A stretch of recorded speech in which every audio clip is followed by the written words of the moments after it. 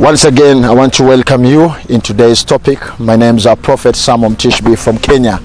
The Lord God today has spoken to my spirit and my mind as a vessel that is carrying the secret and the knowledge of God. And the Lord has spoken to me that I should share with you, teach you something to do with prayers. We all know how to pray. We have been taught about prayers. We have been told what prayer is all about.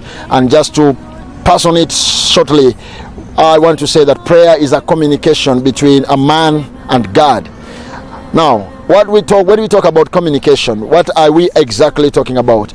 Communication is the passing of information from one point to another point and receiving information from the other point to the other point.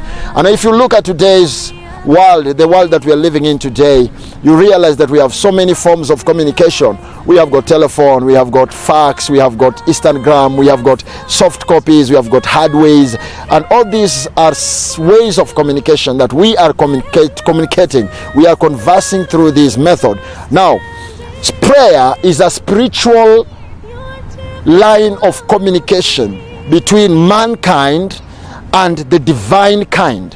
When I talk about divine kind, I'm talking about God, I'm talking about Jesus, I'm talking about the Holy Spirit, I'm talking about angel. And so prayer is not only about us and God. We have got the right prayer, the prayers of the light and the prayers of darkness. You see people worshiping idols, people worshiping demons, people worshiping devil. They also do prayers. So prayer is a divine, is a spiritual way of communication. Now, let me talk about prayer, praying Christian prayers. One problem with Christian prayers is that we only know of one type of prayer. We know about fasting and we know about church prayer, but there are more than that. There are many other forms of prayer. And I want to assure you, the Bible says some things cannot be received until you do the prayer, the correct prayer. And also the Bible says that sometimes we pray and we don't get it because we pray wrongly. And now here today, in the grace and by the grace of the Lord, I am here to talk about how to pray. There are some more powerful prayer that as a Christian, as a believer, you need to be aware about them. You need to know about them. For example, the prayers of petition is more powerful than the fasting prayer.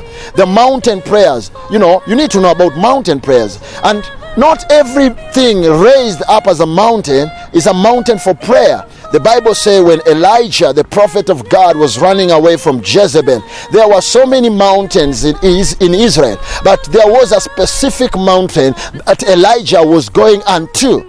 And you know what? It took him number of days to reach there. When God wanted Abraham to sacrifice Isaac, there were so many mountains in the land of Canaan. But you see, God was very specific with the type and the place where Isaac was to be sacrificed. You see, when God appeared to Moses, there were many mountains in Egypt, but you see, God appeared to Moses on Mount Sinai, and Mount Sinai, it's a 13 mountain combined together. I've been there personally, and Mount Sinai, it is 13 mountains on top of a mountain. Mountain on top of a mountain, it has 700 stairs before you reach to the really place where God spoke with Moses. And you realize when Moses reached at that particular place, God told him, now here it's the holy land, it's a holy place, remove your shoes. So there are other prayers that you need to know as a believer. Even in fasting, there are people who don't eat and they don't drink, and they think not eating and drinking is fasting. No, that one might be a starvation, because in fasting there are terms and conditions. Do you see, everything on earth has got its own terms and conditions for operation. So if you know the terms and or condition of the thing, you will use the thing. If you know the terms and condition of a car, you will drive it. If you know the terms and condition of operation of a plane, then you will fly with it. It's the same thing with the things of God. If you know the plans, if you know the terms, if you know the conditions, if you know how to start and how to finish it, then that thing will work for you, because it's by the power of your head. It's by the power of your head you become. So if your head is weak, then you are weak. If your head is strong, then you are strong. And that's why Jesus said, I thank my Father, because this knowledge he hidden the learned and the wise, but he has revealed this knowledge to the little one. So there are secrets that you need to know about prayers. And today I want to talk more on the petition prayer. I call it the prayer of Daniel. The Bible says at one point, when Daniel had just finished his fasting a fasting of 21 days. There was no answer.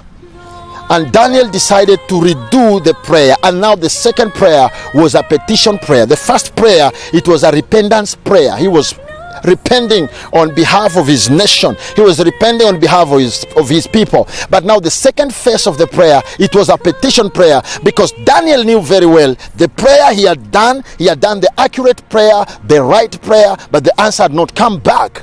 And so Daniel decided to do a petition prayer, to petition the first prayer. And now this one goes straight to the hands of Jehovah God. It means petition prayers are directly in the hands of God. They are not handled by angels, they are not handled by any other being in heaven, but they are handled by Jehovah himself. And from that point, God asked, hey, what is this that is happening? Did I not release an answer to Daniel? And God was told, yes sir, you released the answer to Daniel. And God asked them, then why is it that Daniel is asking about this again? Why is it that Daniel is doing this prayer again?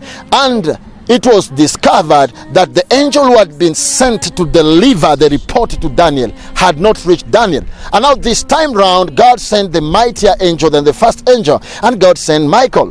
And you see now, Michael finds that Gabriel, who had been sent first by God, had been attacked by the spirits of Persians and Median, and so Michael had to fight to release Gabriel, and so Gabriel reached Daniel. Now, what worked for Daniel, it was not a fasting prayer, it was a petition prayer. Sometimes we have prayed and we have not received answers, not because the answers were not released, simply because maybe a spirit somewhere attacked the angel, a spirit somewhere hijacked your answer, and now you have not received your answer. Instead of complaining and crying, you need to understand this, that there is a prayer called petition prayer. It's where now you petition God. There is a process for petitioning. And I believe in our second episode, I'll be talking and I'll be giving the process of making the petition before the heavens. The Bible says, when Azazel, the prophetic chronicle says, when Azazel, the great watcher under Shamayaza, when they realized that they had failed in the presence of God, they went to the man of God by that time by the name Enoch, and they taught Enoch, they pleaded with Enoch to do a petition on their behalf through River Dan, so that the Creator, who is our Father in heaven, the Creator who is our God, the Creator who is the Father of our Lord Jesus Christ, may have mercy upon them. And you see what God said is that he created angels to do petitions on behalf of human beings, not human on behalf of angels. So there is power in the petition prayer. Let's meet next time as I introduce you to the steps of petition prayers. Once again, I'm Prophet Samom Tishbi from VPM Ministry, Kenya. God bless you.